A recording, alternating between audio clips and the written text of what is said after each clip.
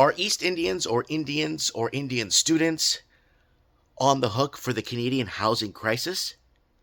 Well, I'm getting a lot of emails, a lot of messages from people stating that, hey, you know what? Our housing crisis is out of control. I'm like, no, our housing crisis has been out of control for years. Let's take a look at what's going on so you guys can understand what is happening in the Canadian housing crisis that we've been reporting on since 2010.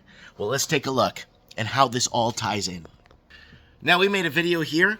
Justin Trudeau caves after Trump threatens Canada with tariffs, agrees to work with U.S. on trade, energy, and fentanyl crisis.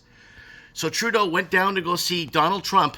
Fentanyl crisis. What does this have to do with Indian students or Indian immigration into Canada? Everything. Fentanyl, basically, what's happening is Trudeau is protecting Chinese Communist Party interests. To go down to protect them. To protect their interests and their looting stage that China is going through Canada, wiping out the Canadian middle class. Let's keep going. You'll see how this ties up in the end.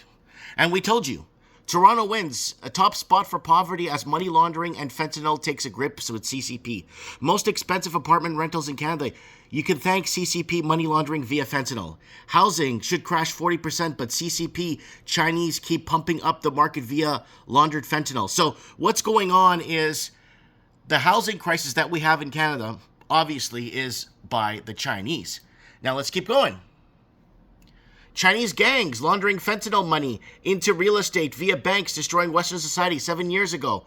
Arizona was doing the same thing happened in Arizona. Look, 1.34 million empty homes across Canada. CCP money laundering hard at work with Chinese gangs. Now, let's go into here. Trudeau said there are more than 200,000 short-term rentals across the country like Airbnbs. Now, Trudeau is protecting Chinese Communist Party interests.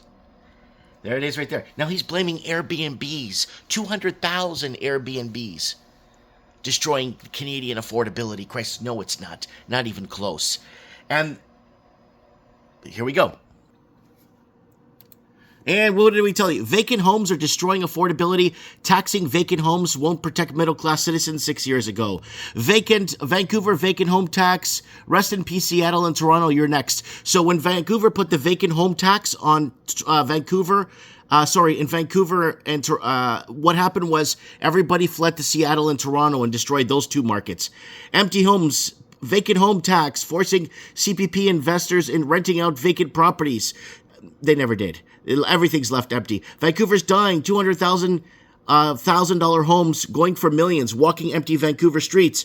And this is what was happening. This is what I was reporting on. 1 in 10 Australian dwellings are empty. CPP money laundering is destroying Australian middle class. And Christina Freeland steps down. Who cares? The damage is done. Mission accomplished. Let's keep going. Canada would be in a recession without money laundering. Well, who's laundering the money? It's not people from India. It's people from China. Billions, hundreds of billions. According to that report from 2019, there was already $400 or $600 billion laundered at purchase price across Canada. So money laundering, And Ottawa reveals a plan to welcome 500,000 immigrants a year from 2025, and that is from China. Federal Liberal government has unveiled plans massive to increase the number of immigrants to Canada. And what happened to our article? What happened? They took down the article. Canada wants 500,000 Chinese per year. Article from 2016 with McCullen. Where is it?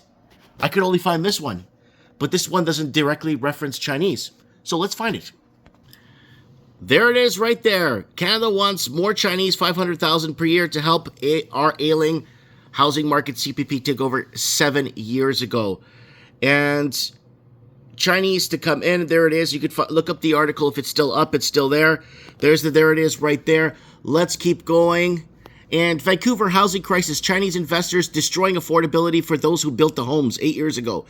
Money laundered by CCP Chinese destroying housing affordability via fentanyl. There's so many. Chinese gangs laundering fentanyl money into real estate via banks, destroying Western society. Things are getting bad. China is destroying my community and next the world 8 years ago. And it just keeps going on and on and on.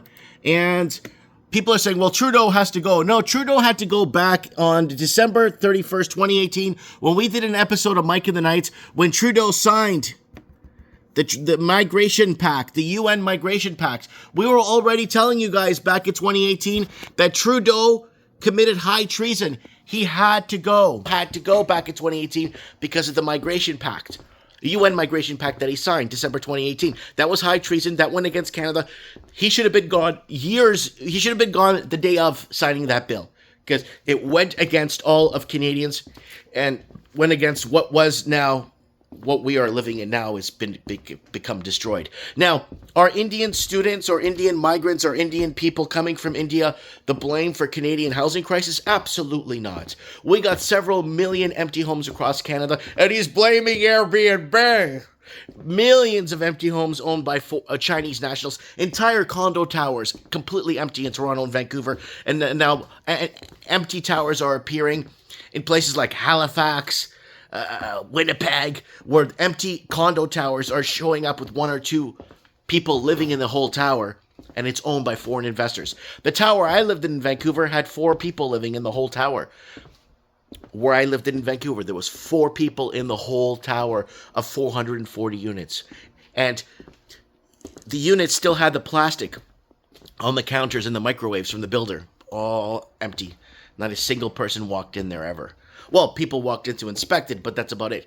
But I'm going, are the Indians to blame? Absolutely not. The Chinese destroyed Canada, Australia, New Zealand, the blue states of America.